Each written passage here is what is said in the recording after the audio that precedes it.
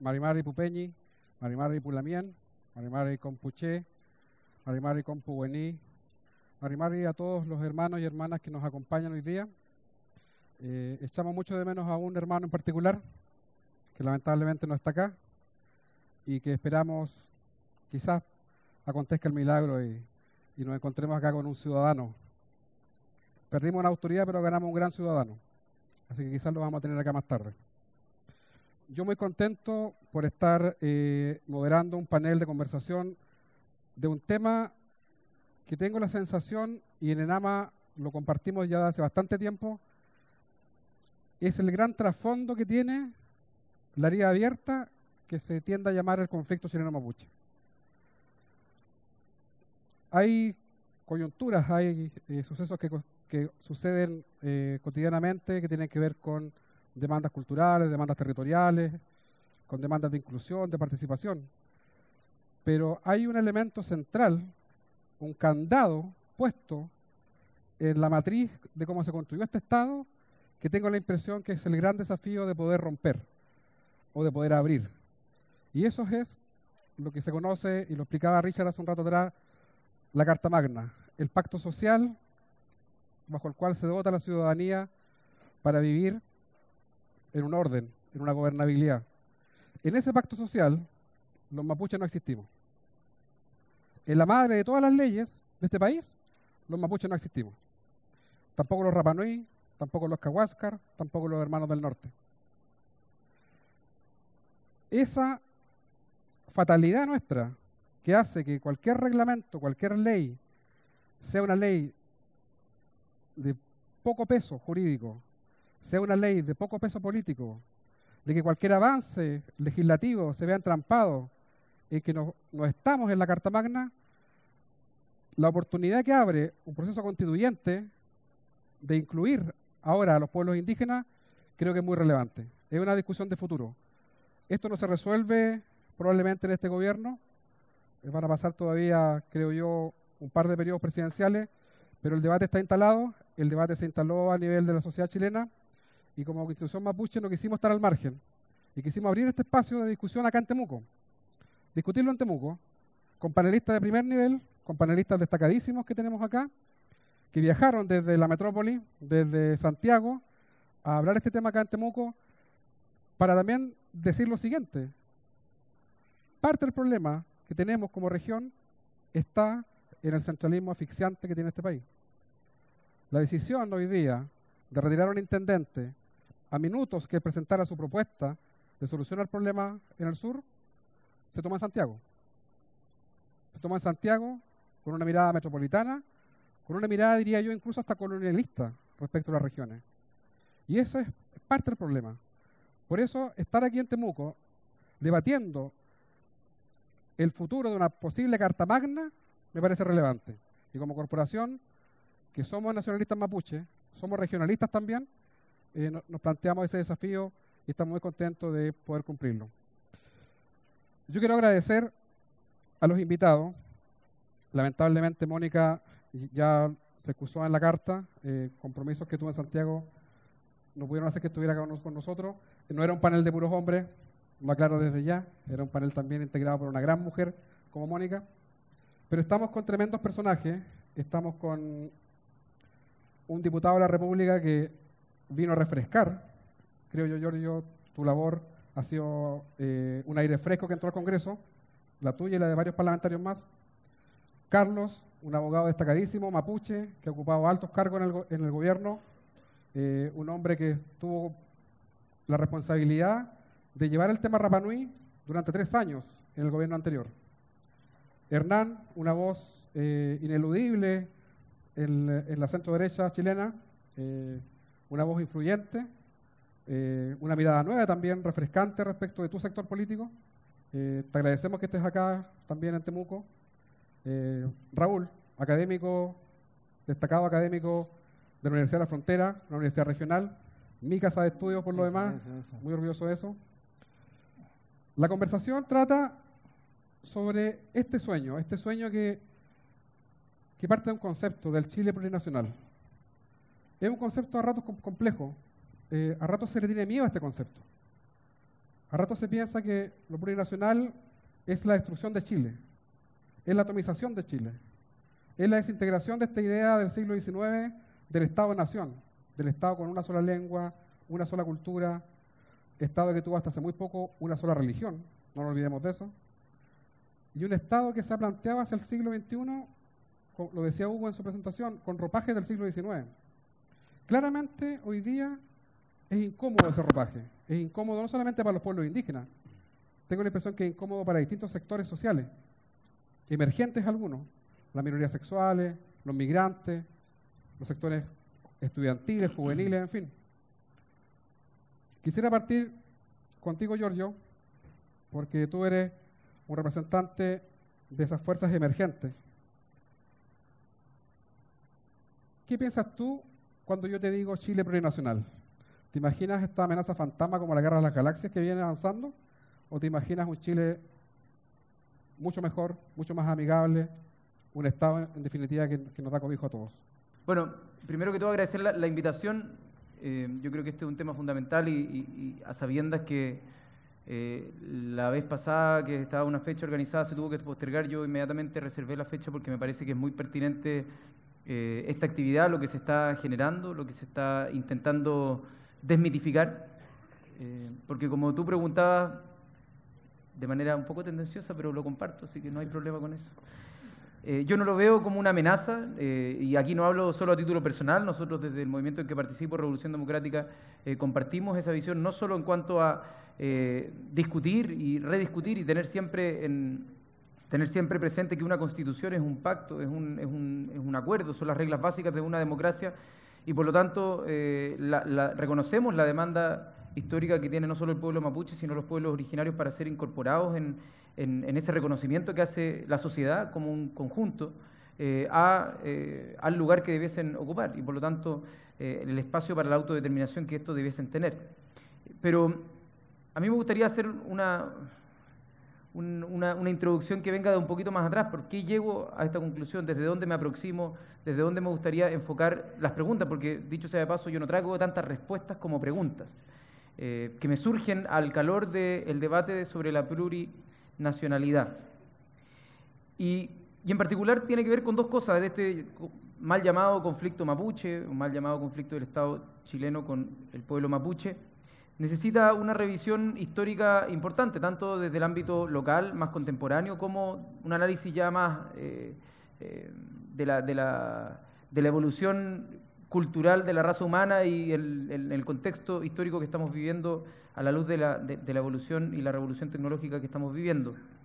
Entonces, en primer lugar, reconocer el carácter multidimensional del conflicto nos ayuda a no dar como palos de ciego en posibles soluciones que yo creo que muchas veces se han intentado con buenas o malas intenciones, pero el infierno también está pavimentado de buenas intenciones. Por lo tanto, el entender que acá no hay solo un problema de lengua, no hay solo un problema cultural, no hay solo un problema de tierra, sino que principal y esencialmente algo que son subconjuntos de algo más grande, que es un problema político, que es un problema económico y social, nos puede no garantizar una solución, pero al menos no estar dando palos de ciego intentando decir que hay soluciones, no sé, mágicas o que puedan ser voladores de luces, y de alguna manera poder comprender que acá hay algo que trasciende a esos aspectos que puedan ser demandas inmediatas y de corto plazo. Por lo tanto, si es que intentamos dar una solución que pueda ser asistencialista de corto plazo, claro, uno puede apagar, es como una aspirina, uno puede apagar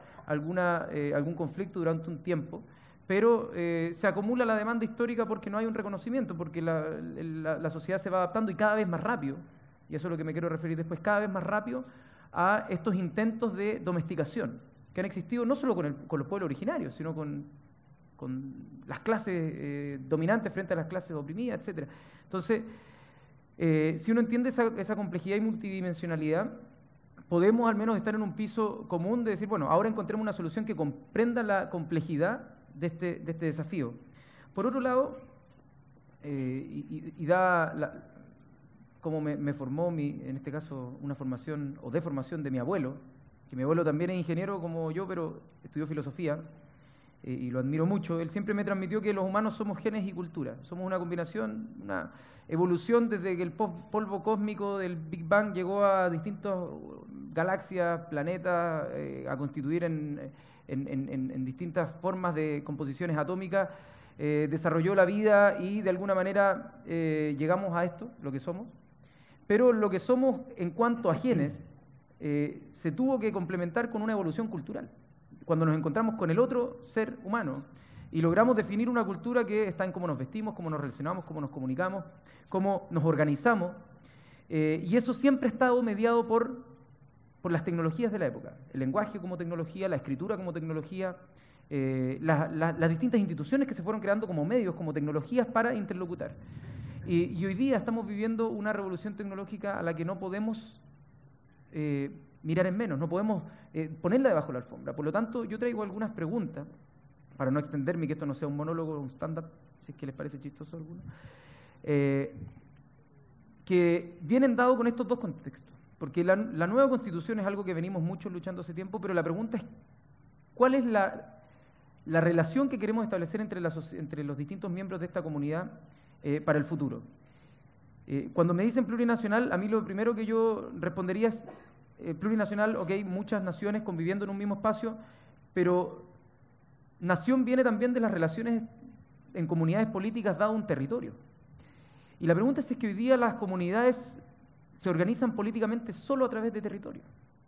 Estoy pensando quizás la caducidad del concepto nación, del concepto Estado-nación, y cómo la discusión que se nos viene, dada esta globalización muy mediada por el capitalismo, muy mediado por cómo al final los intereses políticos y económicos ya no son solo de nación versus otra nación, como un comercio que antes disputaban de manera más nacionalista, sino que ahora son intereses que trascienden una nación, son transnacionales, y con eso no me refiero como un prejuicio, sino que van más allá de una nación, y que lo que generan son relaciones de poder distintas.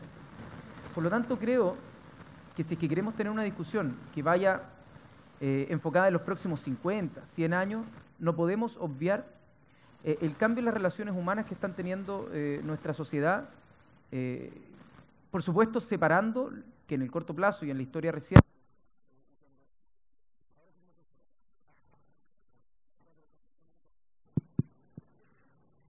gracias, que entendiendo que hoy día la tecnología y esta revolución tecnológica no ha llegado a todo el mundo y todavía no es del nivel y la intensidad para imaginarse algo tan distinto como la democracia del siglo XIX que tenemos con papel y lápiz, yo creo que esto aceleradamente va a cambiar en los próximos 10 o 15 años. Por lo tanto, si es que nos imaginamos que en ese mismo periodo va a venir una conversación, un pacto social nuevo, ¿cómo se relaciona, por ejemplo, los pueblos originarios y su demanda histórica por la tierra, por el territorio, con una sociedad que ya no se relaciona y no hace disputa política necesariamente en torno a la tierra y al territorio, a los límites territoriales, por ejemplo, de lo que conocemos hoy día por Chile? Lo que el día de mañana puede ser una región latinoamericana, lo que a futuro pueden ser intereses cruzados que trascienden del vínculo físico. Y ahí creo que hay un concepto que yo le daría una nueva derivada a lo que es plurinacionalidad. Es cuáles son los límites que se definen a partir del concepto de plurinacionalidad, cómo podemos definir comunidades políticas que se establezcan en términos políticos y que yo estoy completamente de acuerdo que deben ser reconocidos para que esta evolución cultural que se ha venido gestando a lo largo de la historia de la raza humana, del ser humano, no siga siendo tan darwinista como lo ha sido.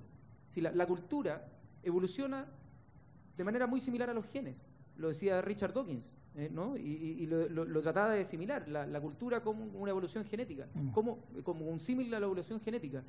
Y lamentablemente en esta evolución darwinista, claro, unos sobreviven, otros no sobreviven, y cada día mueren lenguas. Todos los días mueren lenguas a lo largo de nuestro mundo. Y la pregunta es si es que podemos racionalizar eso y decidir y autodeterminar, no queremos que esto se pierda. Porque si no hubiera sido por la resistencia que ha tenido el pueblo mapuche y los distintos pueblos originarios, habrían desaparecido como lengua, habrían desaparecido como tradiciones, pero han sobrevivido. Y la pregunta es si es que como comunidad completa en el territorio, en esta discusión constituyente, queremos preservar esos elementos y queremos asignarles un valor. y para preservar ese valor, asignarles un poder político específico que nos permita darle continuidad y sostenibilidad a esos valores que son constitutivos de este territorio. Entonces, a mí se me decatían todas esas preguntas cuando tú me dices plurinacionalidad. Son preguntas trascendentales las que tú te haces, pues. Son preguntas que tienen que ver con el futuro de la humanidad casi. Son preguntas que tienen que ver más que con el futuro de Chile, sino con cómo se entiende la plurinacionalidad. No es solamente asignarle unas cuotas en el espacio de poder.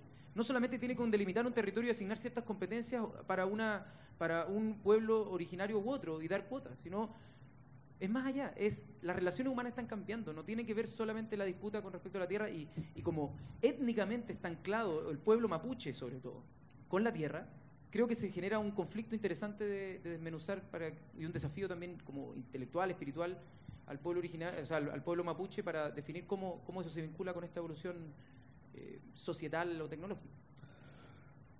Mira, interesante el debate, que es más filosófico que político, debo decirlo, y creo que uno de los objetivos que tenemos en el marco de esta mesa de conversación es situar en la realpolitik el tema, es situarlo en lo que son los desafíos políticos que tiene para Chile y tiene para incluso los sectores que ustedes representan el tema de la plurinacionalidad.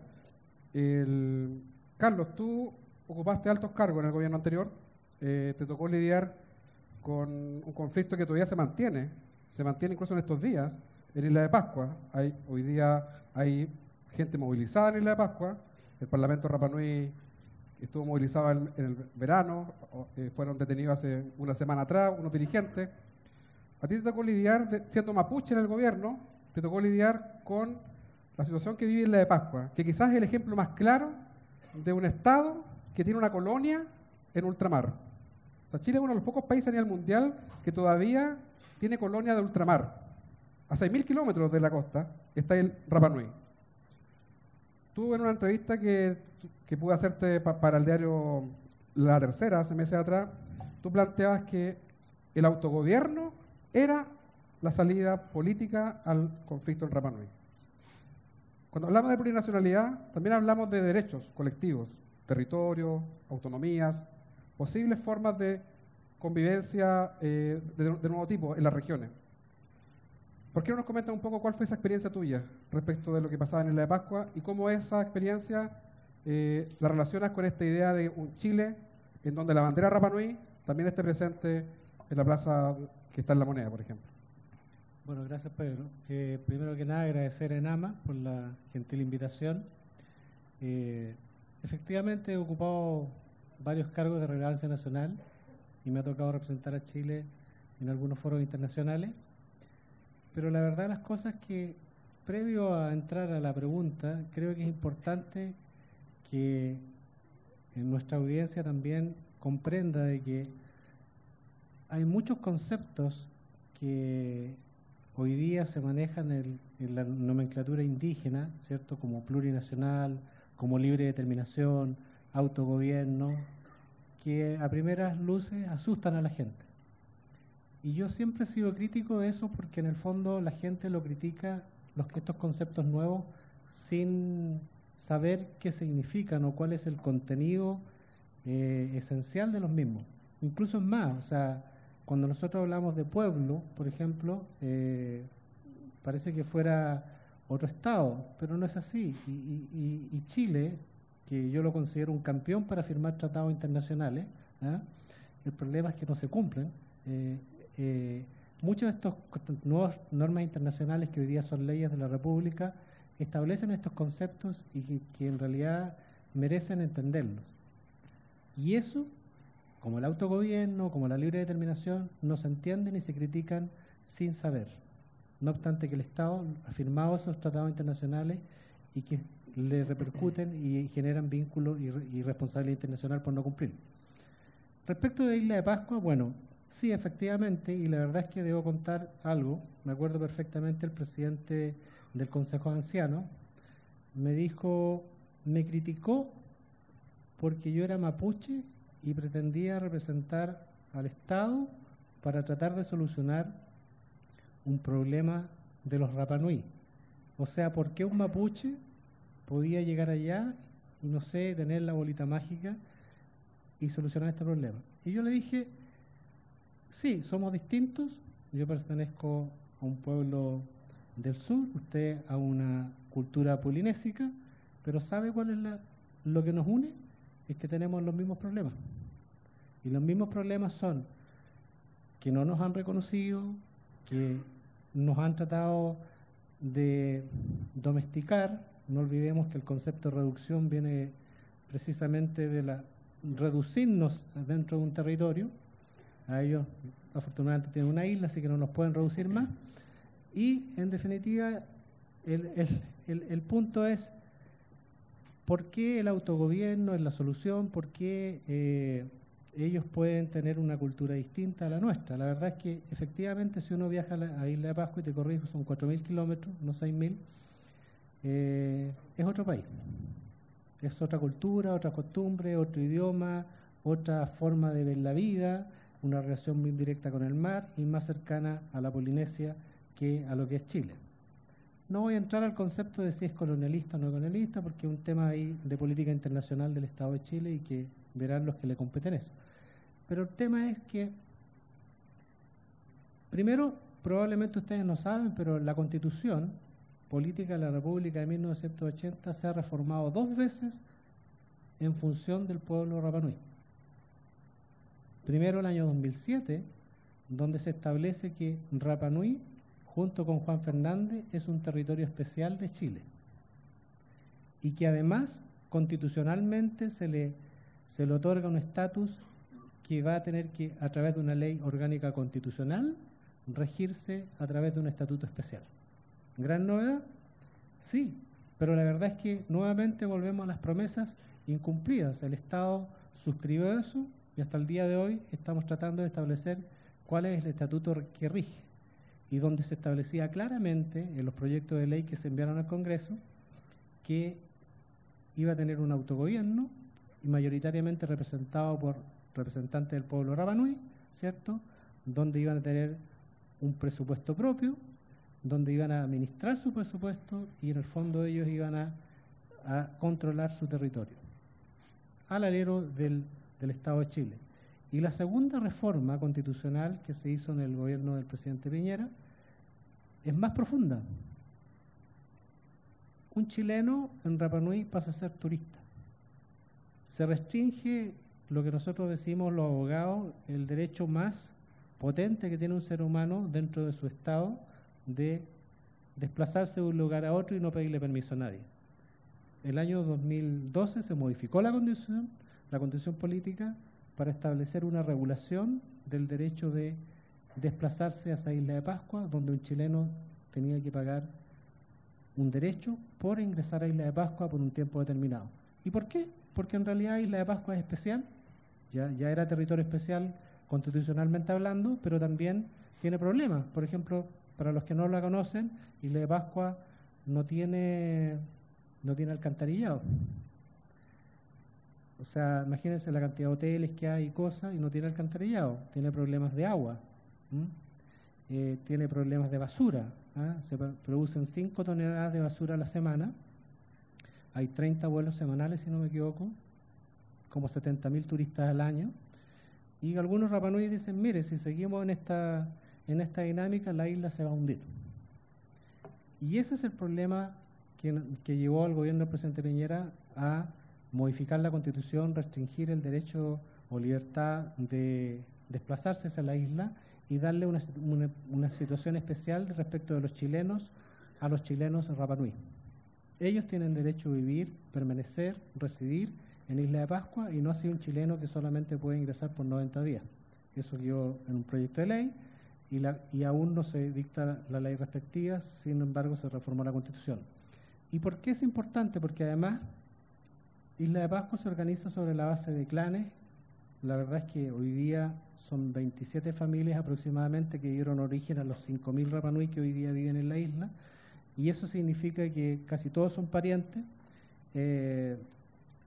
y ellos tienen una vida distinta, polinésica, como yo decía, pero también esta forma aclanada de vivir la isla y con ritmos distintos. No son los ritmos continentales, nosotros tenemos otros ritmos que no son los ritmos santiaguinos, una mirada de esa naturaleza. Entonces el autogobierno, como yo decía en esa entrevista que tú mencionabas, era la solución política, porque incluía a quienes viven allá y quieren ejercer el poder. Y por otro lado también le decía, se le mandaba un mensaje a la autoridad central, sí, nosotros existimos, pero también tenemos una forma distinta de vivir. Las políticas públicas en este país se diseñan y se ejecutan sobre la base del centralismo santiaguino.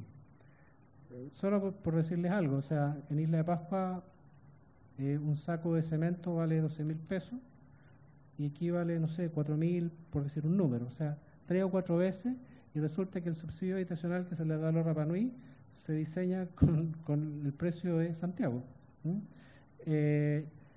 Como dicen los Rapa Nui, igual que los seguros de los automóviles valen en todo Chile, excepto Isla de Pascua. Entonces, al final, el mismo Estado excluye a Isla de Pascua de su soberanía, pero por otro lado también, cuando uno le pregunta a un gobernante ¿por qué tenemos Isla de Pascua? Y dicen la explicación, no, geopolíticamente, la puerta del Pacífico, y no nos preocupamos de lo que efectivamente tenemos, que es una potencia hacia el Asia-Pacífico, una potencia desde el punto de vista del Océano Pacífico, si nosotros queremos, incluso desde el punto de vista de la mirada del turismo de clase mundial.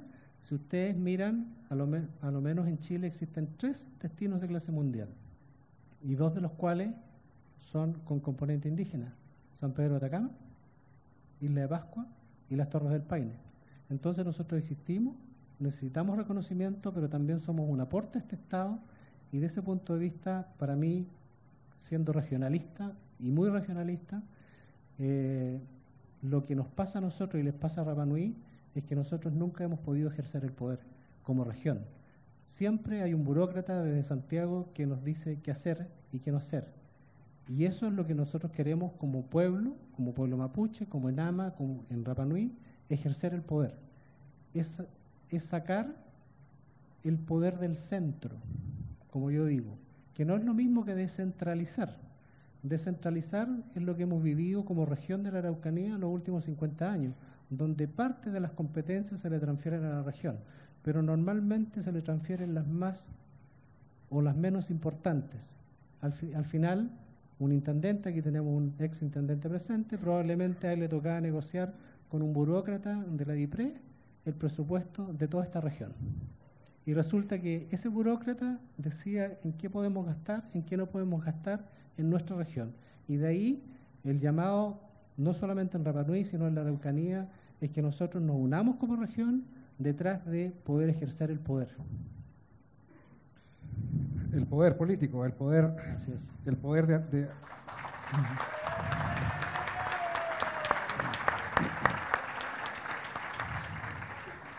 el poder de hacer las cosas por nosotros mismos, que básicamente hay un concepto mapuche, que Kizungu Unegun, que es hacer las cosas por sí mismo, hacer las cosas por nosotros mismos. Eso es libre determinación.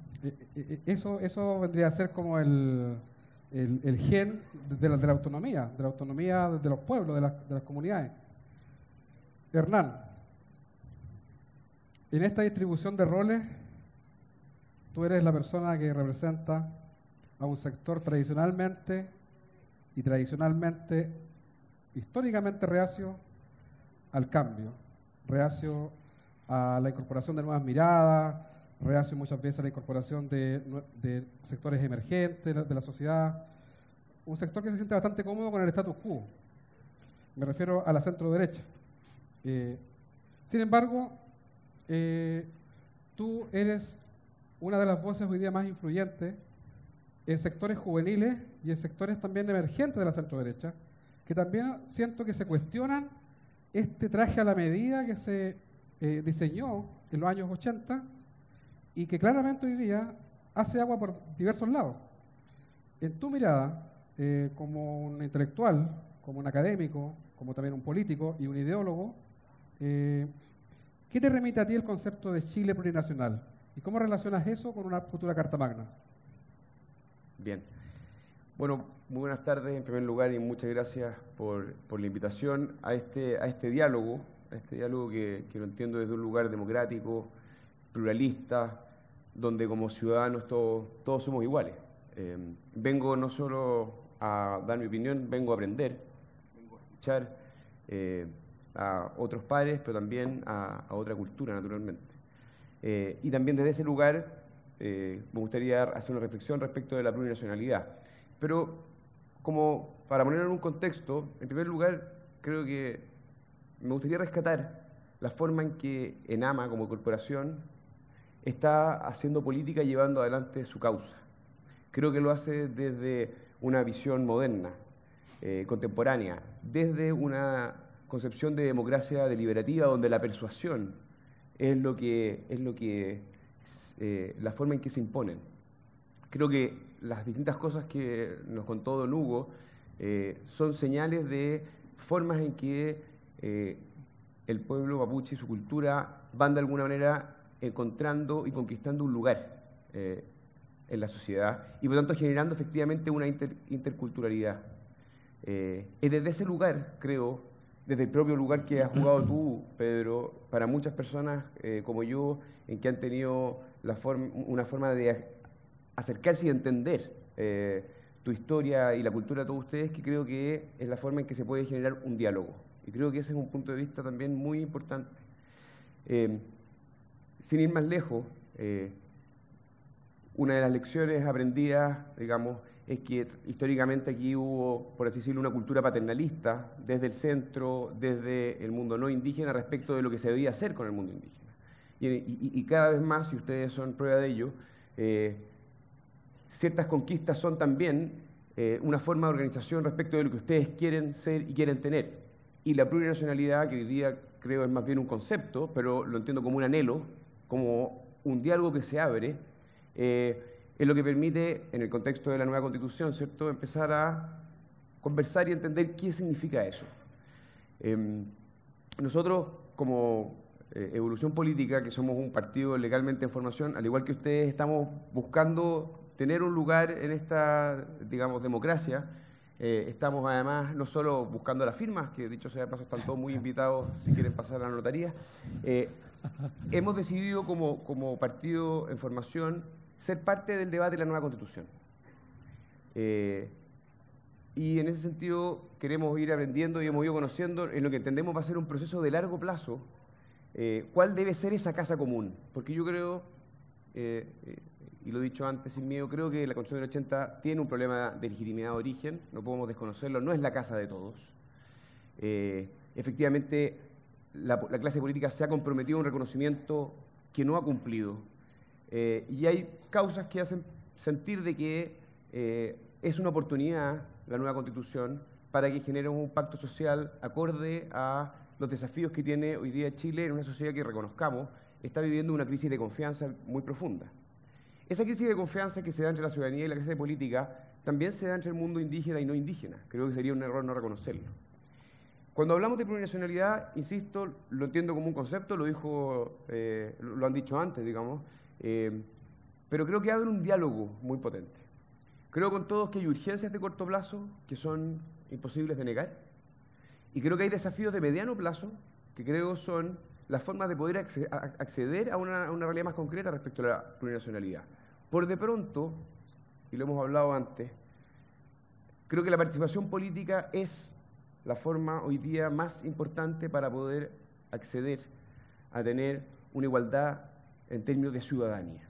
Y en ese sentido las cuotas, creo, son, tanto en el Parlamento como en ciertos cargos regionales, un desafío real que le da mucha mayor capacidad a una serie de ideas y de voluntades de tener presencia y realidad política. Dicho de otra manera, la plurinacionalidad la puedo entender como un concepto que abre un diálogo, pero sugiero, para la reflexión de ustedes, puede transformarse en un concepto muy difícil de abrazar, que genera más bien sospechas y reticencias, cuando hay otras causas y banderas que están cerca, que son abrazables, que el debate de la nueva Constitución lo permite, que la discusión respecto de la ley de partidos, en fin, creo que hay, particularmente en el tema de las cuotas, un lugar para poder acceder a él. Entonces, creo que hay desafíos de corto, mediano y largo plazo. No veo la amenaza fantasma detrás de la plurinacionalidad. y veo desde la democracia deliberativa y un diálogo entre ambos mundos, con participación política concreta, viabilidad para que de verdad nos hagamos cargo de un desafío que nos compromete a todos. ¿Tu padre qué pensará de estas palabras? Tengo muchas diferencias con mi padre, pero para ser justo eso habría que preguntárselo a él. Ok, le voy a preguntar algún día. Raúl, tú eres un académico destacado acá en la región, eres un regionalista además, y esa característica te acerca mucho a lo que nosotros como corporación planteamos también. Y tuviste la experiencia no solamente desde la academia, desde el derecho, el estudio del derecho, sino también tuviste la oportunidad de estudiar en España, que es un estado de regiones autónomas, es un estado plurinacional, es un estado donde existen multiplicidad de lenguas nacionales, presupuestos nacionales, existen regímenes de autogobierno regional, parlamentos regionales.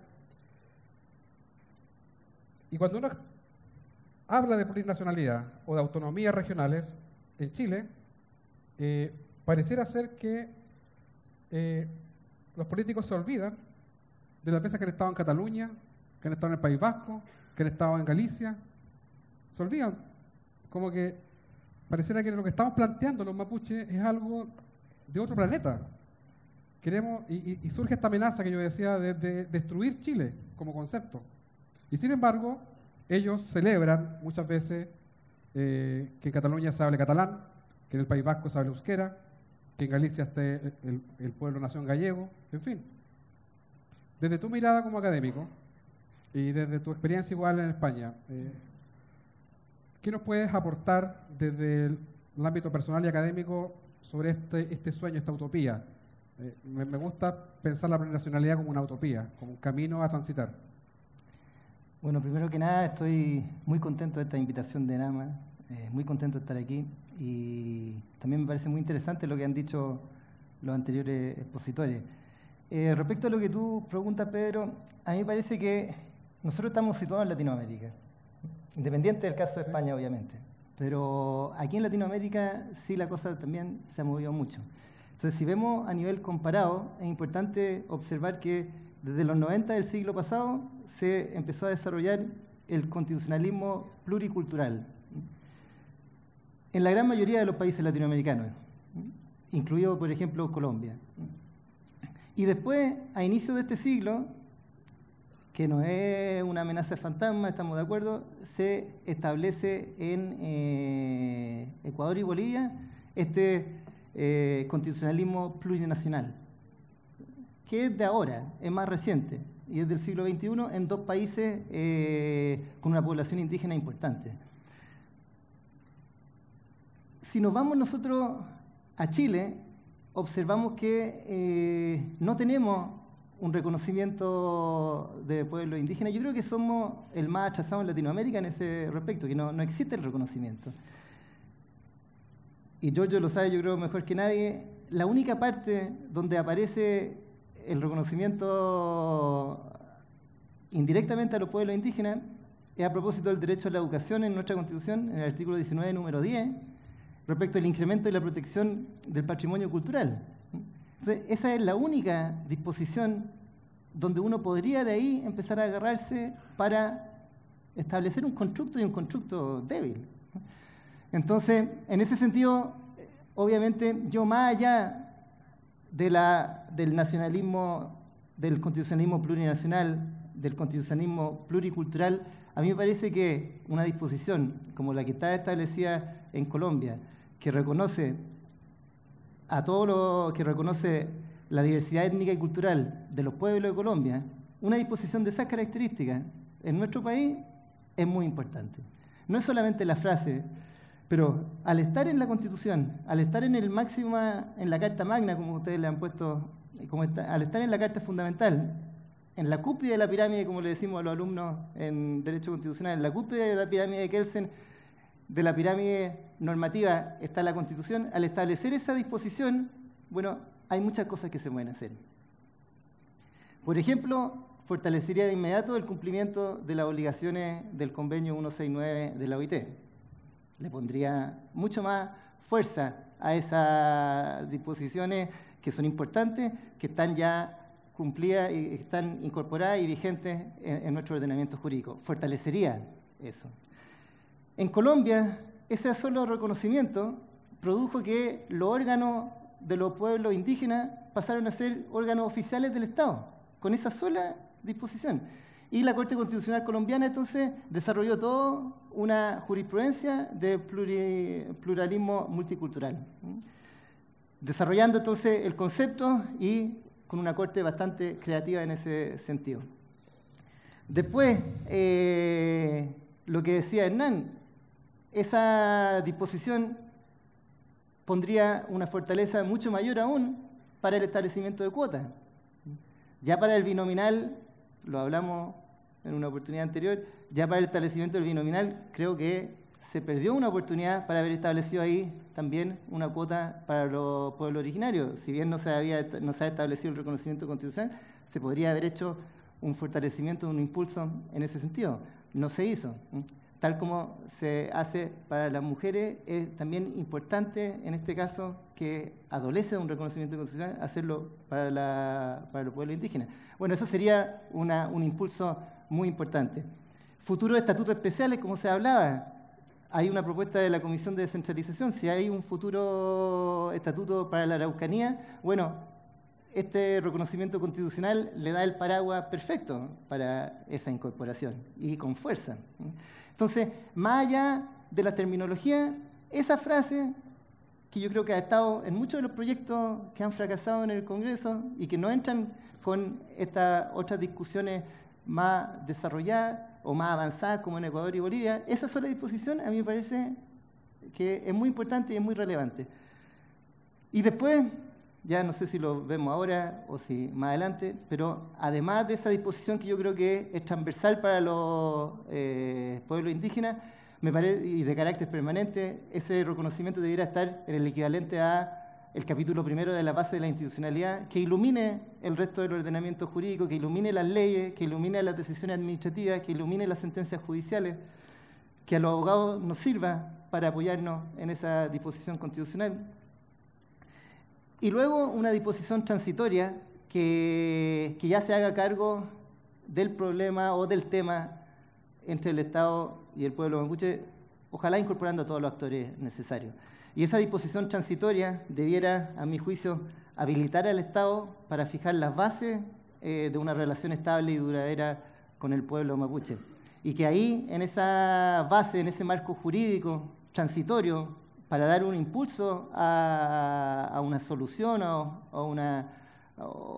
a un diálogo, que se toque el tema entonces de la territorial, el tema de la tierra, que se tome en cuenta esta comisión de verdad histórica que se hizo en el gobierno de Lagos y cuyas conclusiones son bastante, no es algo que haya que tirar a la basura, sino que ahí hay también todo un tema que se desarrolla respecto de las disputas de tierra. En ese sentido, el exintendente Francisco Huanchumilla señaló, y me parece que eso fue un gran acierto, que este era un problema de naturaleza política. Al establecer que era un problema de naturaleza política, a mi juicio lo coloca en un problema claramente por la extensión del periodo, por la extensión de la disputa, de un tema constitucional. Los senadores García y Espina también hicieron una propuesta para la paz social en la Araucanía. Bueno, ese tema político, esa propuesta para la paz social, eso tiene que quedar en la Carta Magna. Yo propongo que eso sea en una disposición transitoria que dé el paraguas para esa solución y que eventualmente habilite comisiones que establezcan reparaciones, que establezcan determinados mecanismos de justicia, de reparación a las víctimas, que pueda establecer entonces determinadas formas de justicia transicional. Giorgio.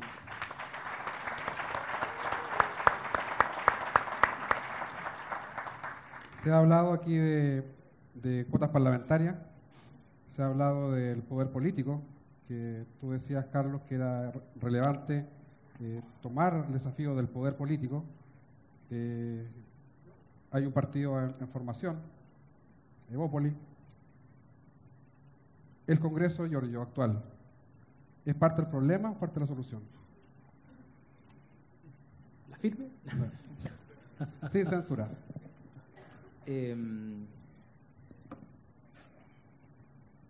Podría ser parte de la solución si quisiera. Al final, las decisiones que se van tomando no están escritas. Dependen de voluntades de personas que libre o no sé si tan libremente, pero van al pupitre y emiten su opinión y su votación. Y nosotros al menos hemos sostenido transversalmente con un conjunto de otras organizaciones políticas que una nueva constitución, dada su ilegitimidad de origen, dadas las trampas constitucionales que evidentemente contiene, o sea, nadie podría negar los mecanismos de protección de algo impuesto que contiene la propia Constitución, es que tenemos que encontrar un mecanismo legítimo de cambio, un mecanismo democrático, un mecanismo que permita cambiarla. Y hemos venido planteando transversalmente con más de casi 60 parlamentarios que esto se solucione, se sancione a través de un plebiscito, que el pueblo sea el que defina cómo vamos a cambiar la Constitución, que la solución contenga legitimidad, que no sea de un mandatario que elige una solución antojadiza sin tener ninguna validez, sino que esta sea discutida, debatida, pero finalmente sancionada por el pueblo. Y han salido distintas alternativas. Hay algunos que dicen, mira, lo que tenemos que hacer es ver qué cosas no nos gustan de la Constitución, proponer cambios a esos artículos y votarlos. Puede ser como un paquete en el Congreso y, por lo tanto, pasar por los quórums que ésta establece. Eso parece muy ordenado, de mucha buena voluntad, pero lo cierto es que se han presentado cientos de modificaciones constitucionales y las únicas que han llegado a tramitarse son aquellas donde existe viabilidad política, que significa básicamente que pasan por el filtro del veto de los sectores que no quieren que se cambie esa disposición, cuyo contenido ideológico está en toda la Carta Constitucional. La Constitución no es neutra actualmente, sino que tiene una aproximación ideológica desde un sector particular, que en ese momento ostentaba el poder durante la dictadura cívico-militar. Por lo tanto, nosotros planteamos que pueden existir distintas soluciones. Una puede ser ese camino, y puede ser que el pueblo diga, ok, nos parece que hay que respetar, y tiene un valor respetar esos quórum, aunque los hayan impuesto, porque esa es la manera en que se hacen las cosas. Hay otros que han dicho que lo que se debería hacer es que un grupo de expertos, eruditos en la materia, presenten una propuesta de nueva constitución y esta se tenga que plebiscitar al final, ¿no? Y que ese plebiscito ratifique esa propuesta. Y hay gente que le gusta esa idea, le gusta. O incluso hay quienes dicen, no, que un grupo de expertos las presente como propuesta y que el Parlamento sea el que las vote. O sea, que es una mezcla entre el grupo de expertos y la primera solución. Y hay quienes decimos que esto tiene que ser a través de un mecanismo que esté especialmente diseñado para esto, que es una asamblea constituyente, que no es un invento... No es un invento ni mío ni de las organizaciones, sino algo que se ha hecho desde la Revolución Francesa en adelante. O sea, se ha hecho muchas veces en muchos lugares, que es el mecanismo que nos dotamos, ¿para qué? Para poder tener la legitimidad representativa de que esas propuestas que posteriormente se tienen que plebiscitar, ratificar por el pueblo de manera mayoritaria, vengan dadas por un proceso donde muchas voces fueron interpretadas. Y por supuesto que esa asamblea constituyente tenga, nosotros al menos planteamos desde Revolución Democrática, cuotas con un padrón electoral aparte para los pueblos originarios, etc. Pero más allá de eso, la pregunta es ¿cuál de estas opciones es más legítima? Yo creo que ninguna en sí misma es más legítima, pero por lo mismo hemos presentado una alternativa para que sea un plebiscito inicial el que sancione cuál de estas opciones es la que el pueblo quiere que se realice. Si ya el pueblo ha dicho, a través de la elección presidencial pasada, donde 8 de los 9 candidatos decían que querían una nueva constitución, bajo distintos mecanismos, y esos 8 de los 9 candidatos sacaron un 75%, ya, imaginémonos que ni siquiera vamos a tomar eso. Hagamos un plebiscito que tenga 2 preguntas. Una, ¿quieres una nueva constitución o no? ¿Sí o no? Y a continuación, ¿cuál de estos 3 mecanismos crees tú que es el más adecuado para realizar esa nueva constitución? Y de esa manera podemos saber con certeza si es que la gente quiere o no un cambio constitucional, obviamente con todo un proceso de educación cívica previa, de concientización, de campaña, que la gente diga, mira, nos gusta cómo es la constitución actual, no nos gusta esto, esto, otro. Está bien, esa es la democracia. Pero yo me resisto y me rebelo frente a la idea de que esto tiene que ser con la llave de quienes impusieron esto. creo que eso no es democracia. Imaginémonos el argumento extremo, voy a ponerlo al absurdo para que se entienda lo absurdo que es la situación actual. Imaginémonos que la Constitución que se instaló en dictadura el año 81, hubiera puesto en sus disposiciones que por unanimidad de los miembros del Congreso se puede cambiar el capítulo 15 de la Constitución. Imaginémonos, podría haberlo puesto y se habría aprobado igual porque, bueno, no había padrón electoral y todo el tema. Entonces, si es que hubiera sido la unanimidad, ¿nos parecería justo? ¿No nos rebelaríamos frente a esa injusticia? Todos podrían decir, no, pero es que la Carta tiene que ser de todos, por lo tanto, tiene que ser un consenso. Tiene que ser un consenso de todos los parlamentarios y todos dirían, mira, sí, tiene sentido. Es bueno que sea estable. Bueno, hemos llegado al punto donde reconocemos una estabilidad impuesta, no una estabilidad consensuada. Yo no estoy en desacuerdo con que existan disposiciones que tengan quórum más altos de la mayoría, pero acordémoslo, digamos cuáles tienen que ser. Pero hoy día estamos aceptando reglas impuestas que tienen ilegitimidad de origen y que nos impiden dar una discusión real y que circunscriben la discusión solo en aquellos tópicos donde quienes ideológicamente están de acuerdo con las disposiciones de la Constitución actual pueden poner un veto. Y eso me parece que es antidemocrático. Por lo tanto, yo considero que si es que hay un plebiscito donde se establecen las 3 opciones, o 4, o 10 que salgan, que tengan algún mínimo, qué sé yo, junten firmas y que las que tengan 500.000 firmas pueden llegar a esa papeleta, lo que sea democrático realmente. Si es que no se da esa definición, yo creo que el proceso puede tener un vicio, nuevamente de origen, un vicio de ilegitimidad. Y yo al menos sería defensor acérrimo, si es que se hace un plebiscito y sale la comisión de expertos, de validar esa comisión de expertos. Porque el pueblo lo definió así. Si es que el pueblo define que esto tiene que ser a través de los quórum y respetando los quórum a través del Congreso, yo saldría a defenderlo, a rajatabla, y entraría a disputar ese concepto. Pero creo que hoy día la cancha de la discusión, por algunos que le temen de manera, creo yo, conservadora al debate y a la democracia finalmente, estamos encerrados en que esto sería una catástrofe si es que hacemos que la democracia funcione. Y eso es lo que frustra de este Congreso. Entonces, ¿puede ser el Congreso parte de la solución? Por supuesto que puede, pero depende de que cada uno de los que tiene sus representantes, de sus 2 diputados y sus 2 senadores, les diga, oye, represéntame, yo quiero que hagas esto. Nosotros no somos superhéroes en el Congreso, depende de que cada persona también se movilice, se active y exija a sus representantes que hagan que la democracia funcione. Gracias.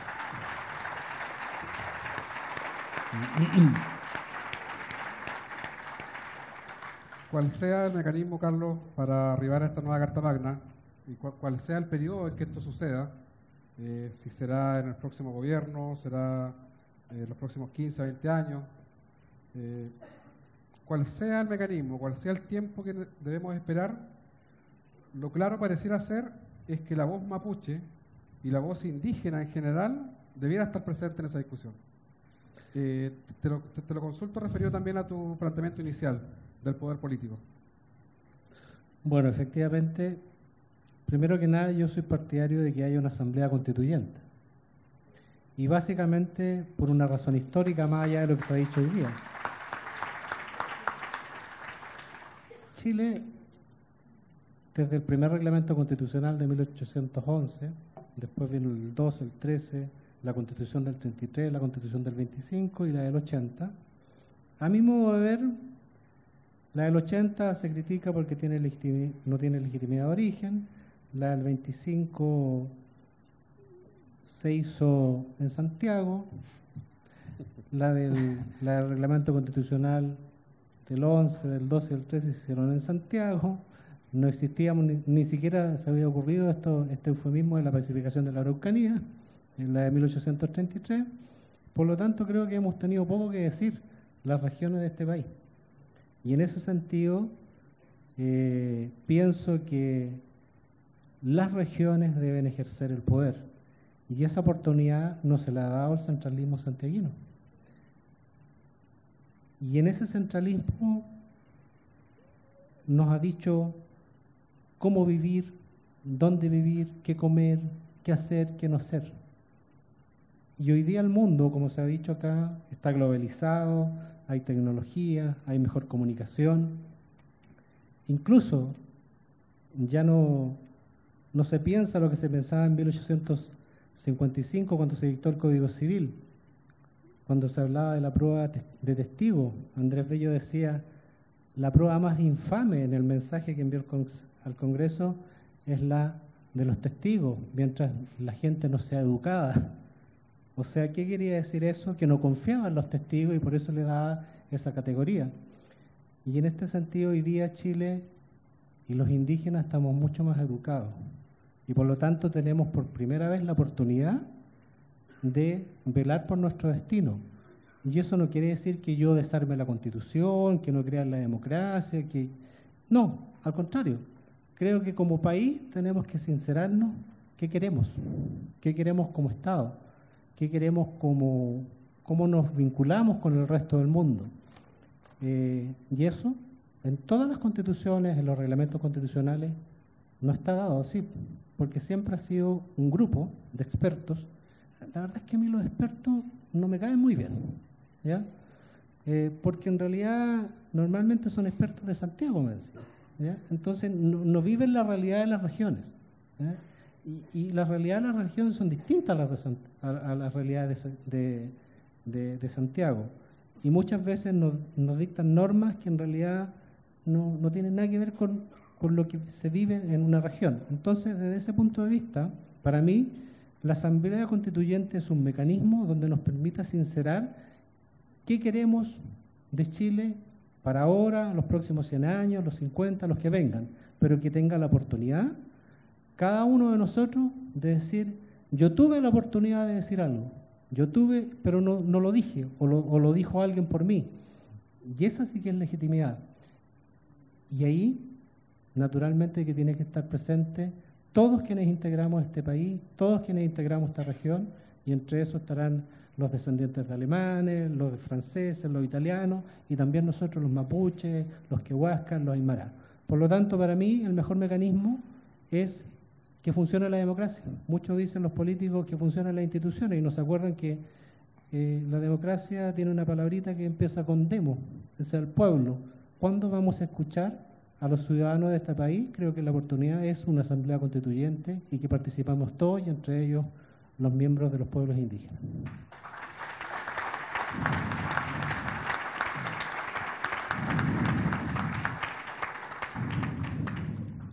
Hernán, llegó la pregunta. No va a ser la primera vez.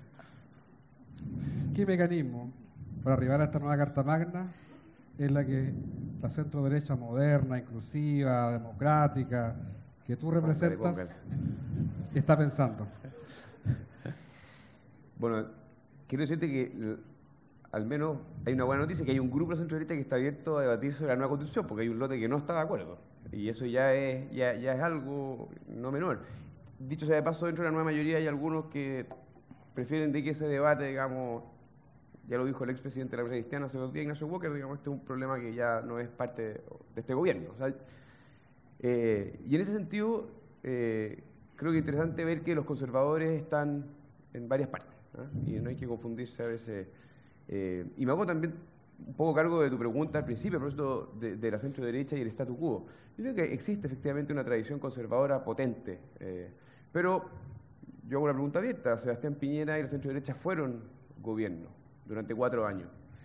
Y creo que es razonable preguntarse si fue dentro de todo un buen gobierno, fue un gobierno abierto, y también respecto de la región. Hoy día ya ustedes se pueden preguntar respecto de los compromisos de Michelle Bachelet a este año y medio, digamos, en este día en particular, y verlo en relación a lo que fue Sebastián Piñera respecto de sus compromisos, y en particular con la Araucanía. Yo creo que ustedes pueden hacer su propio juicio respecto de quién es más statu quo. Pero volviendo a la nueva Constitución, yo creo que hay una pregunta muy de fondo respecto de el procedimiento. El procedimiento es muy importante porque efectivamente influye además en el resultado. Creo que es clave entender de que eso es así. También creo que es importante entender que la historia de la Constitución chilena no parte en 1980. Existe una tradición y de alguna manera existe una evolución constitucional, y también creo que hay que hacerse cargo de eso. Luego creo que respecto de la Asamblea Constituyente, idea que me parece en sí misma muy romántica, lo digo muy en serio, me parece la posibilidad de que todos participen. Bueno, ¿nos vamos a escuchar o tenemos que estar todos de acuerdo? Yo opino distinto. ¿Puedo? Sí. Vale, gracias. Creo que la Asamblea Constituyente es un procedimiento muy interesante y tiene en sí mismo algo muy romántico que es la participación, pero también es cierto que no conocemos la institucionalidad de lo que eso significa. No existen las reglas para poder encontrar y generar una Asamblea Constituyente. Y eso no nos garantiza exactamente que un procedimiento sin reglas nos lleve a un buen resultado. Dicho sea de paso, cuando yo con razón dice busquemos un mecanismo donde las personas voten sí o no a la nueva Constitución y les damos 3 alternativas, que son básicamente las que se han ido conversando, de alguna manera, si uno ve hoy día las encuestas, puede predeterminar cuál va a ser el resultado. La gente mayoritariamente te va a decir sí a la nueva Constitución y hoy día, dentro de las 3 alternativas, la Asamblea Constituyente es la más sexy. Por lo tanto, de alguna manera, estás predefiniendo el resultado en la medida que estableces cuál es la pregunta. Entonces, si vamos a hacer una cuestión democrática, creo que tenemos que asumir de que hay dificultades e imperfecciones en los distintos procedimientos. ¿Con qué al menos me la jugaría yo para que esto tenga una cierta realidad? Y no se transforme en algo que gobierno a gobierno se vaya pateando para adelante? Porque está pasando un poquito de eso ahora. Creo que tenemos que entrar a un proceso constituyente. Creo que ese proceso constituyente, espero la presidenta tenga el liderazgo de cumplir su palabra y se inicie en septiembre. Espero que haya una etapa primera que sea de educación cívica. Creo que es una cuestión fundamental. Creo que necesitamos de verdad una participación muy activa. No vaya a ser que iniciemos un proceso donde termine participando muy poca gente porque está hastiada con la política y terminemos en un peor resultado del que estamos hoy. O sea, si queremos entrar a una nueva constitución, de verdad tenemos que tener ciudadanía activa, participativa, a nivel nacional, con una buena comprensión de lo que eso significa. Y tomémonos el tiempo para que ese debate en el fondo exista. Creo que es muy importante que la próxima elección parlamentaria sea al mismo tiempo una elección de representantes para discutir una nueva constitución y que nuestro Congreso sea un lugar de parlamentarios con un mandato constitucional. Y eso haga que la propia elección sea un debate respecto a la nueva Constitución y cuando tú votes por tu parlamentario sepas también cuáles son sus posiciones en materia constitucional. Creo que debe haber, en ese sentido entonces, a continuación, una comisión bicameral en el Congreso, que dicho sea de paso va a tener un sistema electoral originado en democracia, posterior al binominal, y con espero, la mayor participación de expertos y de ciudadanía activa, sociedad civil organizada, que pueda participar con esa comisión bicameral, entregando sus visiones, como dicho sea de paso hoy día ocurre en el procedimiento de generación de las leyes, ¿cierto? Cuando, bueno, le pasa al diputado Giorgio Jackson y a todos, ¿cierto? Cuando van ahí los expertos y presentan sus opiniones, o ONGs, etcétera. Todos puedan participar y que esto sea avisado con un plebiscito y entonces todos participemos en este proceso. Y creo que de esa manera van a haber instancias de participación ciudadana, instancias donde hay efectivamente reglas institucionales conocidas y si hay voluntad vamos a tener efectivamente una nueva constitución participativa, democrática y también institucional.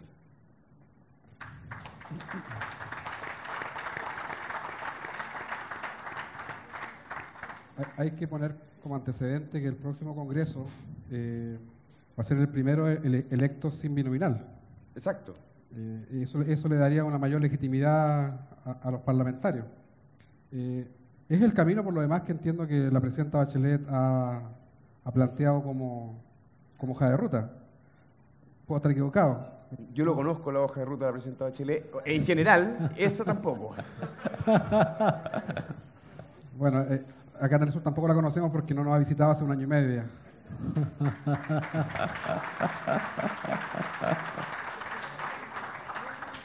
Raúl, la Corporación ENAMA adhiere y lo ha manifestado públicamente a la idea de una asamblea constituyente. Eso nosotros lo hemos dicho.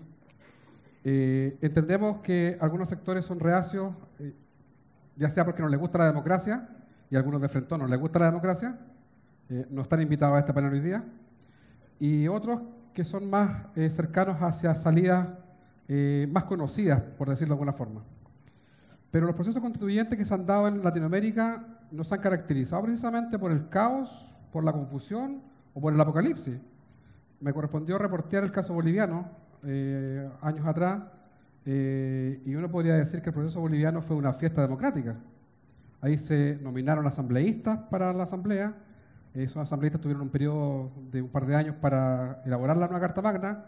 Esa Carta Magna se sancionó después en un plebiscito, y es la Carta Magna que refundó Bolivia desde una base colonial, donde una minoría blanca controlaba el país, a un Estado plurinacional en donde los pueblos indígenas se empoderaron políticamente también, y son gobiernos con el presidente Morales.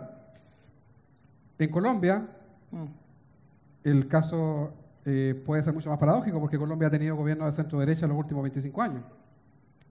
Digamos que no ha sido la izquierda la que ha gatillado procesos de asamblea constituyente en Colombia.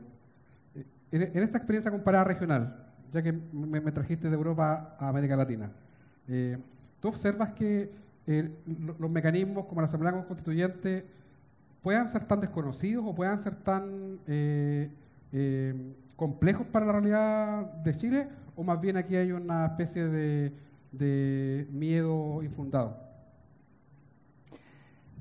No, lo que pasa es que en teoría política y constitucional es sin lugar a dudas la forma más democrática. Cuando uno enseña a los alumnos cuál es la forma más democrática de hacer una asamblea constituyente, de hacer una nueva constitución, es la asamblea constituyente.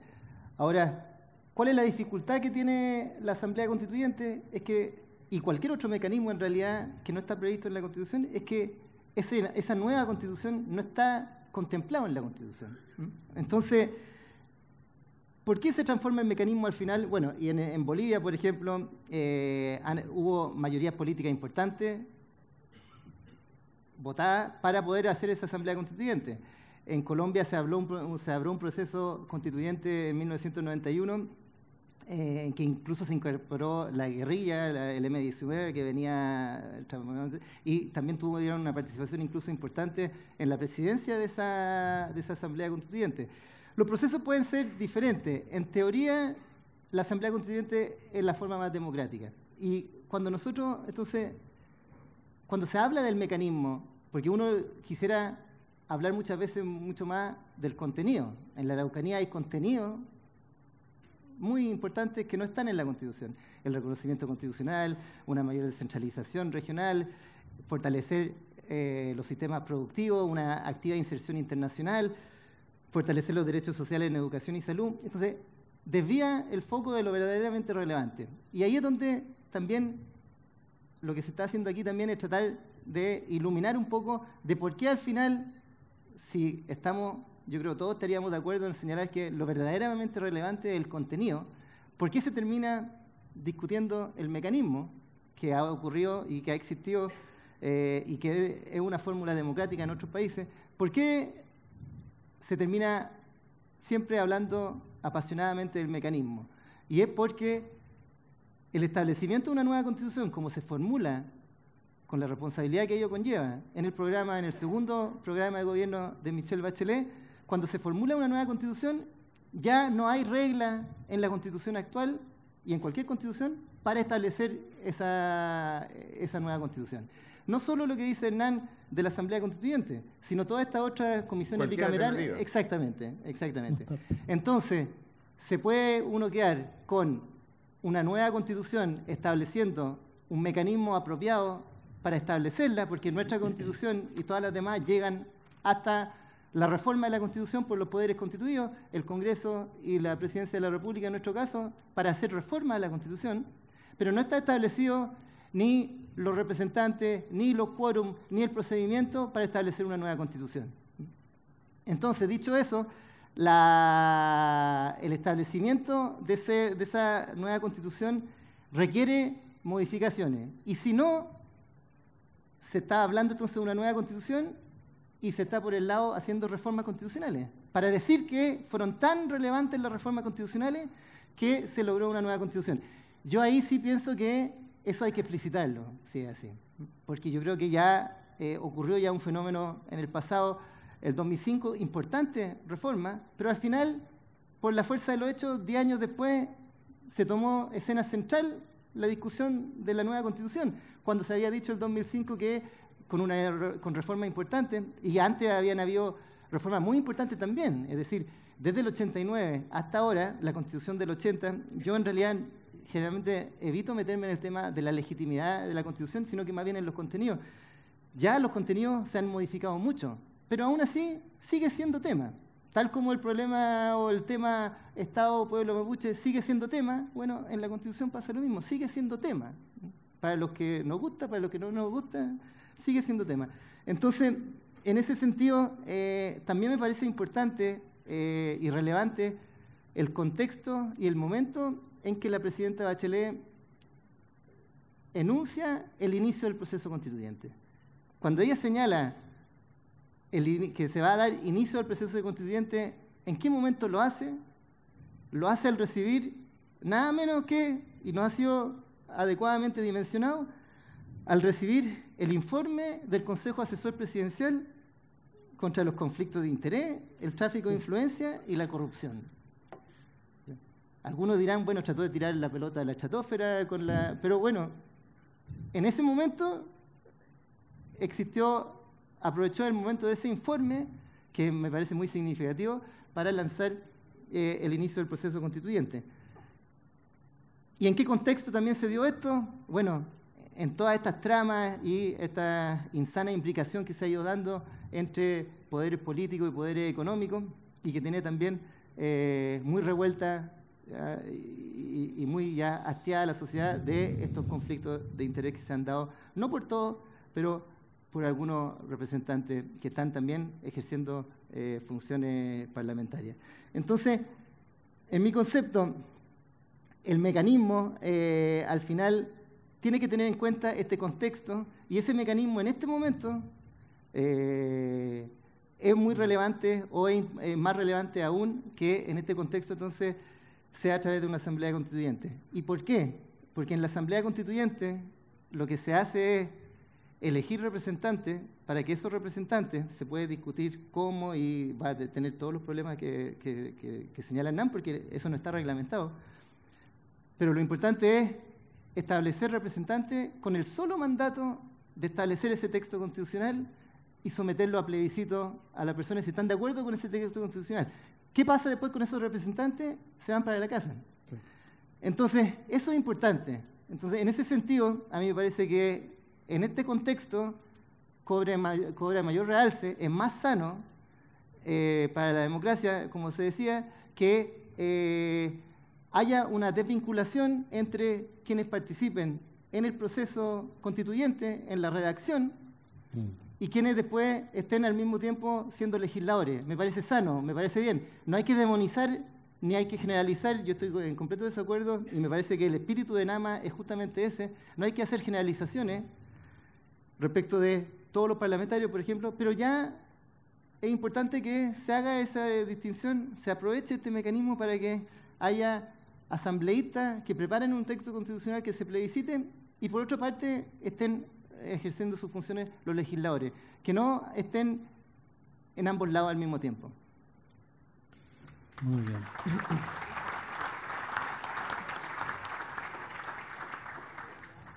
Independiente del mecanismo, lo claro está es que hoy día no existe ningún parlamentario indígena en Chile. Y el último parlamentario fue el ex intendente Francisco Huichumilla, diputado en los años 90. Algunos consideran también a la diputada Alinco como un diputado de origen indígena. Yo prefiero, digamos, dejarlo fuera del listado. Un loquillo, el diputado Alinco.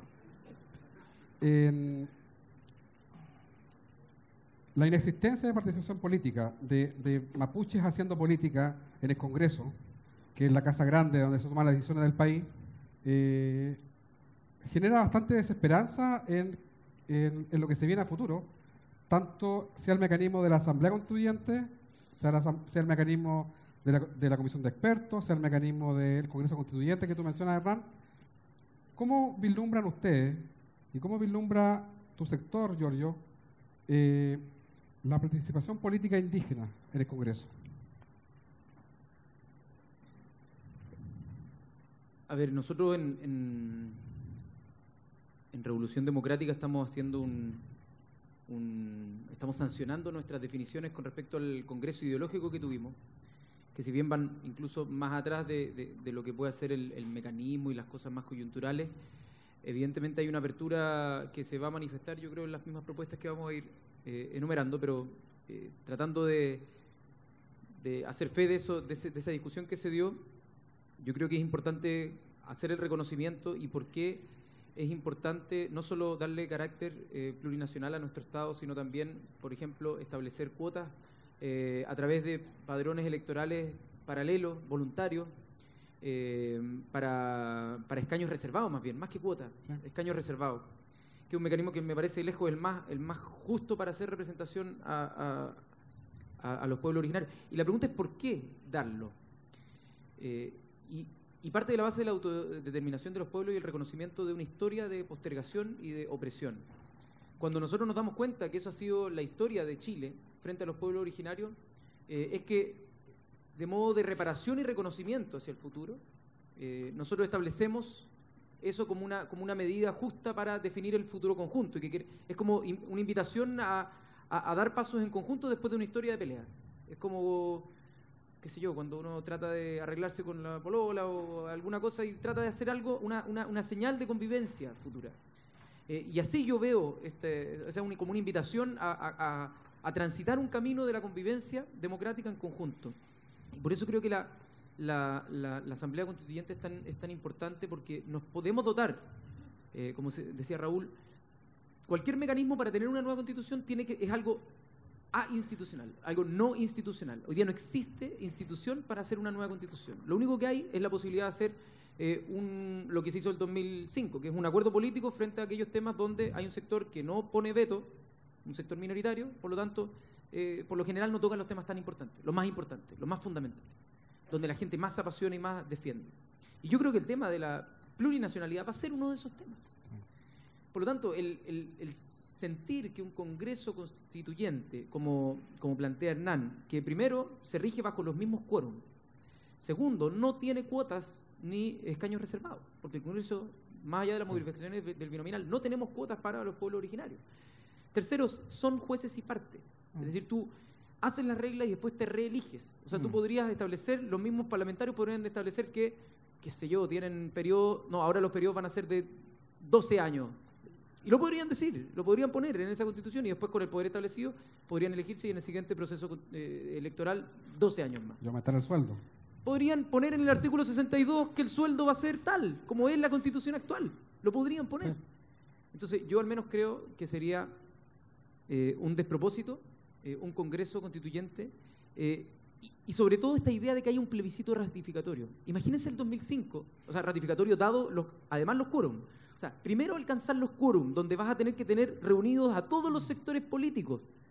O sea, de una cosa imposible de lograr, que superar los vetos. Y después de eso, hacer el show.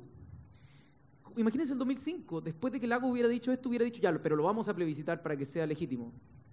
O sea, yo realmente creo que sería la mayor burla en la historia de la institucionalidad republicana si es que se hace una cosa como esa. En el sentido de plebiscitar algo que más encima pasó por todos los quórum. Por lo tanto, yo la advertencia que hago es que aquellos que intentan poner freno a esta demanda por un mecanismo y que sancionemos democráticamente, si aquí yo no quiero imponer, yo lo único que vengo a hacer la invitación a que debatamos sin tabú, sin miedo, es que aquellos que intentan ponerle freno a ese debate sin tabú, puede ser que, contrario a sus declaraciones públicas, estén haciendo caldo cultivo de los populismos y caldo cultivo para que exista más desconfianza, más descontento y más inestabilidad política. Y Chile, cuando se habla del poco crecimiento, y los mismos sectores que atacan el poco crecimiento económico, es por inestabilidad política, no es por inestabilidad económica. No tenemos índices ni macroeconómicos, ni en términos de los costos de producción, ni nada que tengan que envidiarle a otros países. O sea, se puede invertir en Chile bien, pero la inestabilidad política es la que hoy día mantiene la incertidumbre en materia de inversión o en otras cosas. Por lo tanto, aquellos que se impiden a dar rienda suelta a la democracia y que podamos sancionar para tener mayor estabilidad son los que están siendo caldo cultivo, desde mi opinión, para esa misma falta de crecimiento, esa misma desaceleración Por lo tanto, son los mismos los que la están provocando. Y por eso tanto es un problema más o menos endémico. Y como si es que la solución se fuera a dar ocultando esto debajo de la tierra. Y yo creo al menos que la experiencia del 2005 nos da pruebas fehacientes de que esa no es la manera de hacer las cosas. Yo al menos soy de quienes no le tengo miedo a la democracia, creo en la persuasión, creo en la forma de debatir, de persuadir y ser persuadido, y creo que hay muchos que hoy día no están disponibles a ser persuadidos, ni tampoco a persuadir, toman una postura más cómoda que el persuadir, toman la postura de veto. Y eso al menos creo que, hay que decirlo derechamente, es antidemocrático.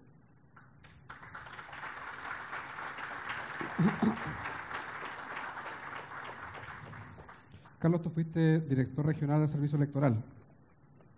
Y yo recuerdo una escena el año 2005, cuando entregamos junto a un grupo de mapuches acá en Temuco al Servicio Electoral la inscripción de un partido político en formación, que todavía existe, sigue siendo movimiento político.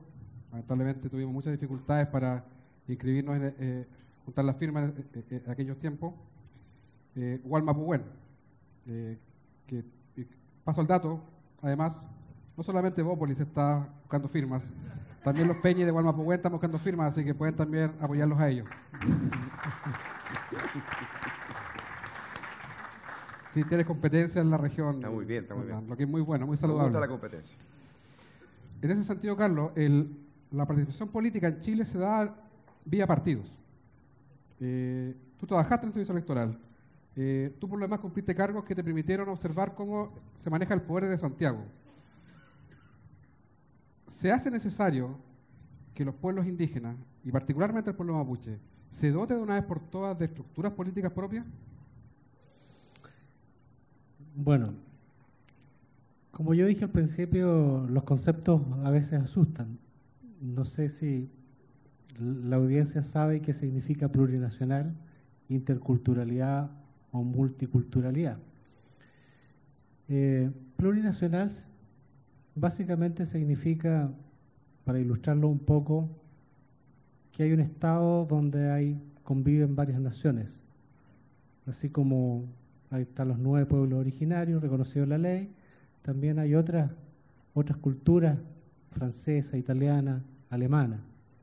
Pero lo básico es que se reconocen derechos políticos, por una parte, y por otra parte todos dicen, sí, somos parte de este país, Chile, vivimos aquí en este territorio, pero también somos un solo Estado y estamos bajo una sola Constitución. Y de ese punto de vista hay que desmitificar este tema de que la plurinacionalidad, la libre determinación, vienen a desmembrar los Estados.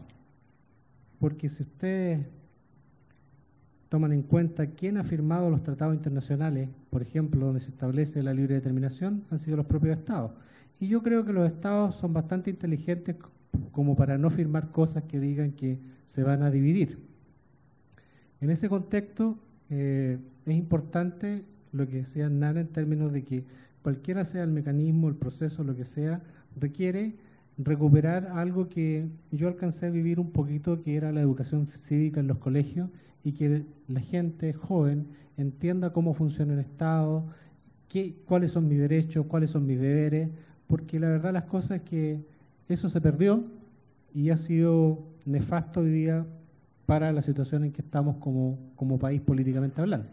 Por lo tanto, cuando yo hablo de la Asamblea Constituyente, si bien yo no la considero romántica, la considero muy seria en términos de que la gente participe a través de la elección de esos constituyentes y que por otro lado el Parlamento o los parlamentarios no sean parte de eso, porque en realidad se produce una contaminación, como decía aquí el otro panelista.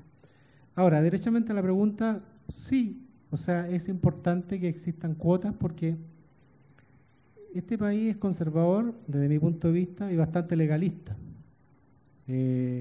Tenemos un ejemplo aquí en Giorgio.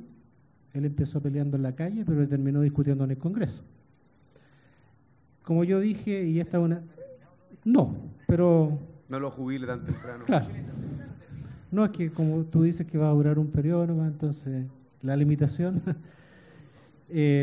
Entonces, el gran problema que pasa con los pueblos indígenas es que, como dijo, lo escuché a alguien y me hace mucho sentido, y en el caso del pueblo mapuche, somos un poco la organización desorganizada. ¿Con quién hablamos? Esa es la gran pregunta. Un dirigente dice, no, tú no representas a nadie, el otro dice, no, es que tú no representas a nadie, y el otro dice, no, es que tú no representas a nadie. Y gran problema para relacionarse y avanzar en lo que nos interesa. Y en ese sentido, sí es importante institucionalizar la discusión, así como ocurrió en educación, ¿cierto? Que hoy día está en el Parlamento, para bien o para mal, pero está ahí. Y en el caso de la temática indígena es importante que se cuente con representantes porque de alguna u otra forma vamos a institucionalizar la discusión y vamos a tener con quién hablar. No nos guste o no nos guste, pero en realidad tendríamos la oportunidad de estar ahí con representantes en el Congreso y poder discutir los temas del país y los temas que le afectan al pueblo respectivo. Por eso es importante la cuota o las cuotas. Y a lo mejor tal vez establecerlas por un tiempo determinado porque también llega un momento en que se produce, como alguien dice, se aplana la cancha o algo así, ¿cierto? Y ha ocurrido en otros países que se han establecido por periodos determinados, pero hoy día en realidad ya han superado el número de parlamentarios las cuotas que estaban asignadas originalmente. Hablo de Nueva Zelanda, por ejemplo. Entonces, cuando nosotros queremos participar, también queremos ejercer el poder. Y ese poder se ejerce en el Congreso. Pero yo voy más allá. O sea, este país es unitario, por definición, pero es muy diverso. El norte no es igual que el centro ni que el sur. Entonces, también tenemos que poner la mirada en cómo participan las regiones de este país que se llama Chile. Y yo sería un poco más radical. O sea, no solamente soy partidario de la Asamblea Constituyente, de los cupos parlamentarios, de institucionalizar la discusión, sino también de establecer un parlamento unicameral. Creo que la existencia de un parlamento bicameral como existe en Chile se traduce en que hay leyes que le interesan a todos y se demoran muchos años, y hay leyes que le interesan a muy pocos y se demoran nada. Entonces, desde ese punto de vista, el desgaste de la administración, del Estado, de las peticiones de las regiones o de la gente común, creo que existiendo dos cámaras hace que los proyectos sean eternos. De hecho, yo lo he escuchado y con el respeto que me merecen los parlamentarios que están presentes, muchos dicen, hay un dicho que todo diputado quiere ser senador, pero ningún senador quiere ser diputado. No sé por qué será, ¿eh? Pero algo pasa ahí. Entonces, en ese sentido, yo creo que Chile debe migrar hacia un parlamento unicameral. Creo que las cosas resultarían más rápido. Hay que potenciar las regiones a través de una participación efectiva, y esa participación efectiva a lo mejor podría darse sobre la base de un parlamento regional donde convocara las distintas visiones que existen o las distintas formas de vida que existen dentro de cada región, que son distintas una de otra. Entonces, la mirada es más a la participación, que incluso el convenio 169 lo establece, la participación efectiva. Una participación serían los cupos y también potenciar los parlamentos regionales. ¿Y a nivel de partidos, Carlos? Los partidos. Bueno, los partidos yo creo que son muy importantes. Hoy día creo que hay dos grandes bloques, pero que en realidad no representan a la ciudadanía o la ciudadanía no se siente identificada con los partidos. Son cupulares, son centralistas, las decisiones se toman a dedo dentro de los partidos. Creo que existe poca democracia en los partidos, de un lado y de otro, y en ese sentido hay que modernizar la ley de partidos políticos, darle mayor acceso, y creo que un avance fue lo que se hizo en relación con la última modificación donde se bajan las cuotas, la cantidad de firmas para constituir partidos regionales. Pero también hay un llamado aquí a las regiones y especialmente al mundo indígena. O sea, yo creo que, como se dijo acá, el 12%, 1,5 millones, sería un gran partido. Y a lo mejor tenemos que ponernos en esa mirada, armar un partido indígena pero que sea convocante y que sea transversal, y no necesariamente separando a los indígenas de los no indígenas, sino que tal vez con una convicción indígena. Gracias.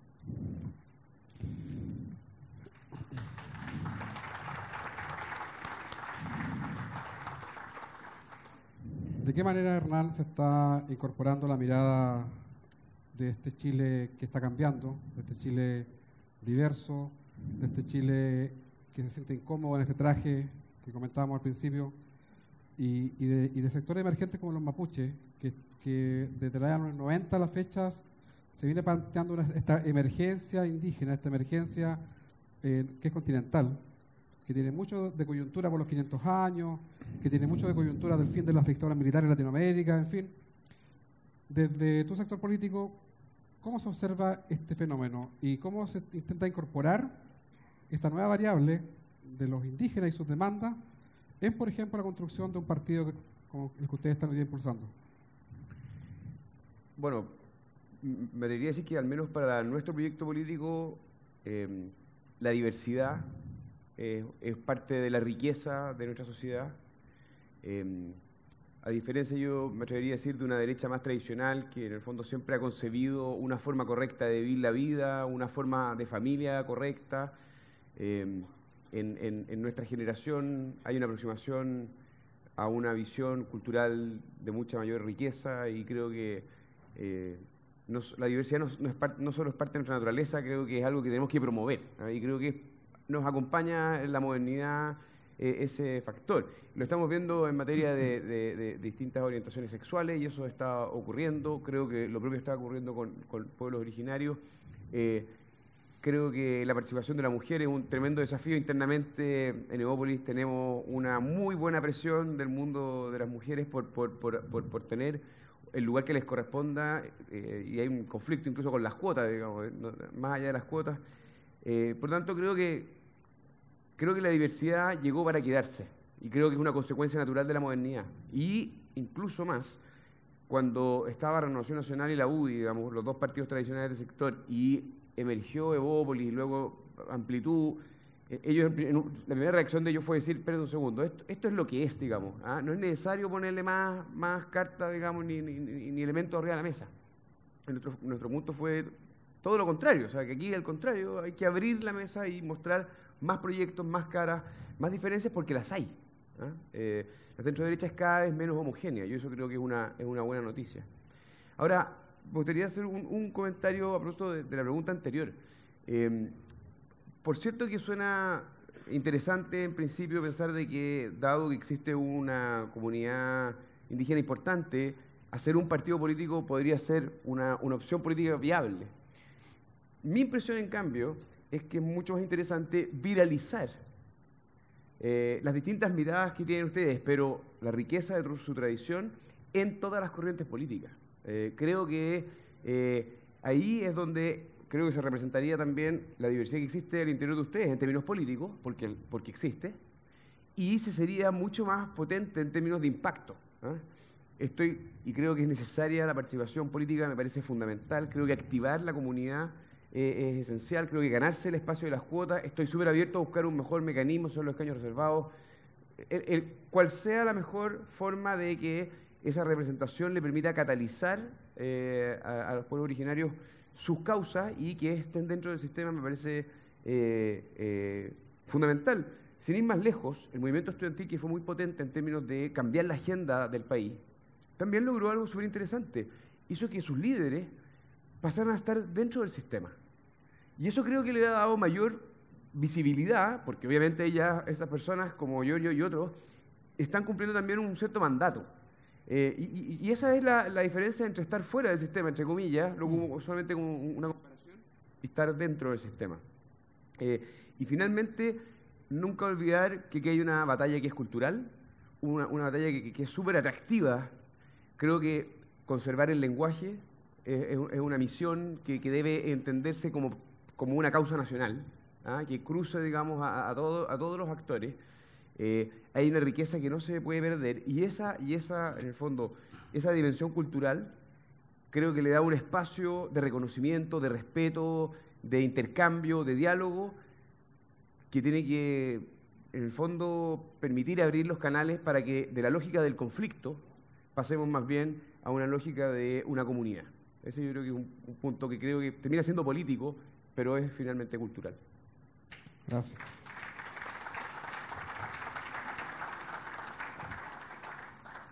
Raúl, tú eres una persona que ha estudiado las leyes, diriges un centro también de investigación, participas de proyectos Fondesit, estás constantemente en la teoría también de estos temas que son tratando de complejos. ganarlo.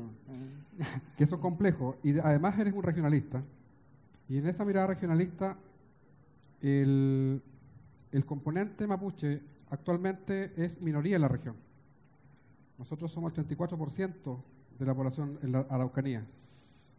Ese dato muchas veces la gente no lo maneja, pero son minoría en nuestro propio territorio. En el hogar nacional nuestro somos minoría. Y eso condiciona igual muchas veces la mirada que tiene el regionalismo respecto de la Araucanía. Según tu visión, este proceso constituyente, que Carlos también lo dijo en un momento, ¿debe tener anclajes regionales? ¿Tú crees que debe tener esos anclajes regionales que también den cuenta de que quizás la estructura de Estado de este país, unitaria, centralista, debiera ser puesta en discusión?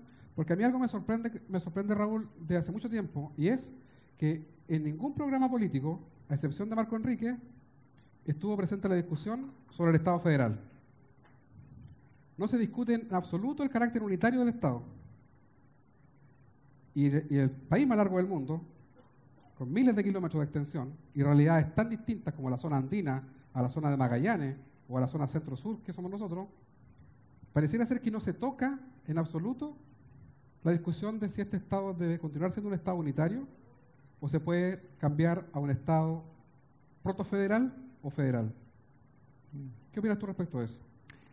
Bueno, a mí me parece que la discusión está abierta y es posible. Ahora, esta comisión de descentralización que se estableció por la presidenta Bachelet y que sus integrantes 33 lograron un consenso y establecieron una propuesta, proponen quitarle el carácter de unitario y establecerlo como con el carácter de Chile descentralizado.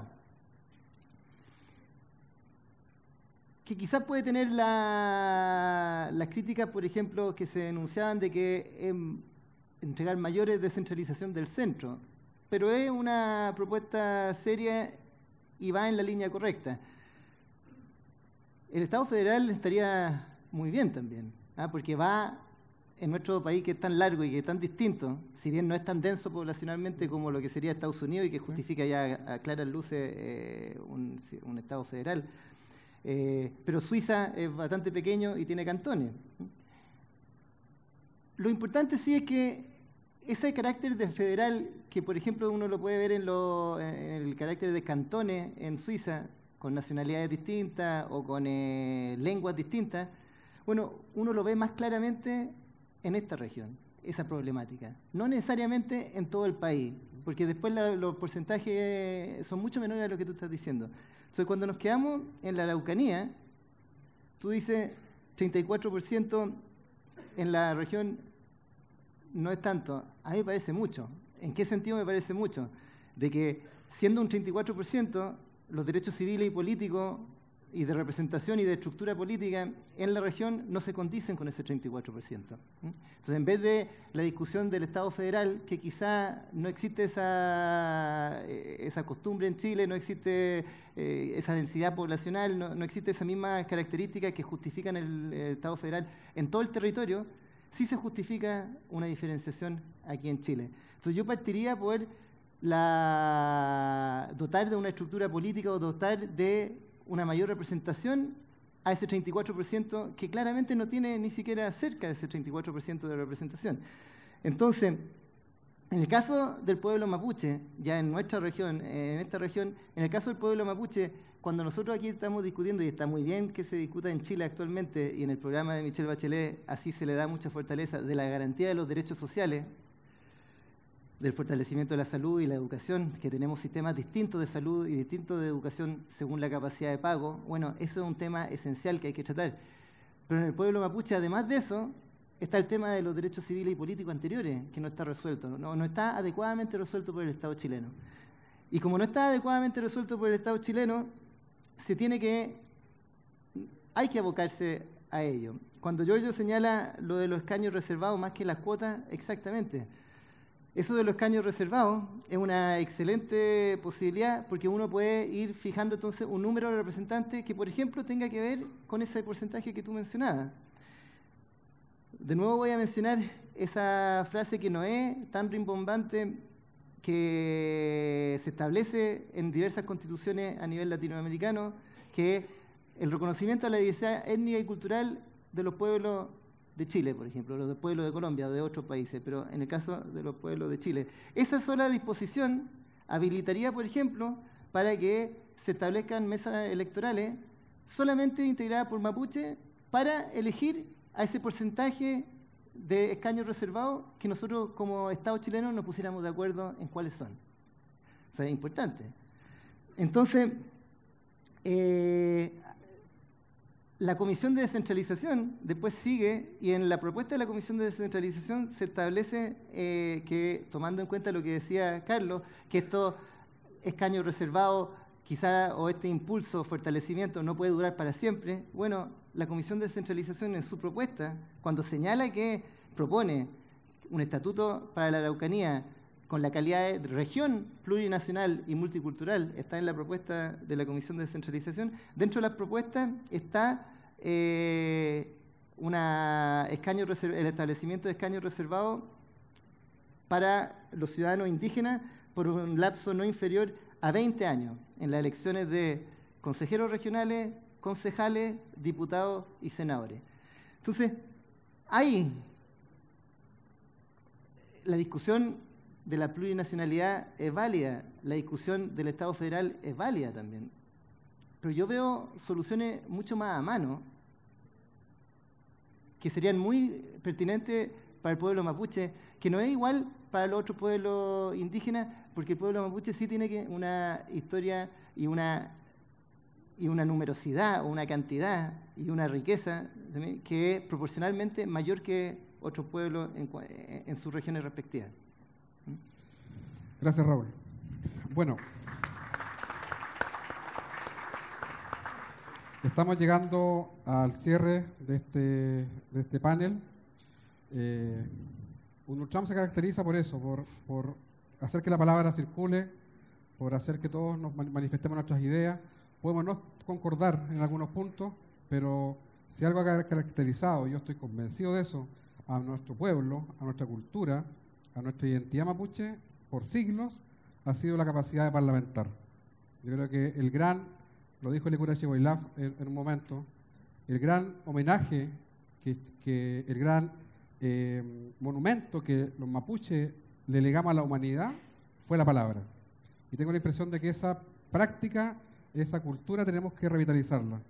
Y en ese sentido no me queda más que agradecer a cada uno de los invitados por la disposición de parlamentar, por la disposición de debatir, de reflexionar en común y también por la voluntad de gestar comunidad, porque la corporación está convencida de que la solución al conflicto en la Araucanía y Biobío y los ríos, los lagos, en fin, y Rapa Nui y Puerto Edén, pasa también por la solución del problema que tiene Chile consigo mismo.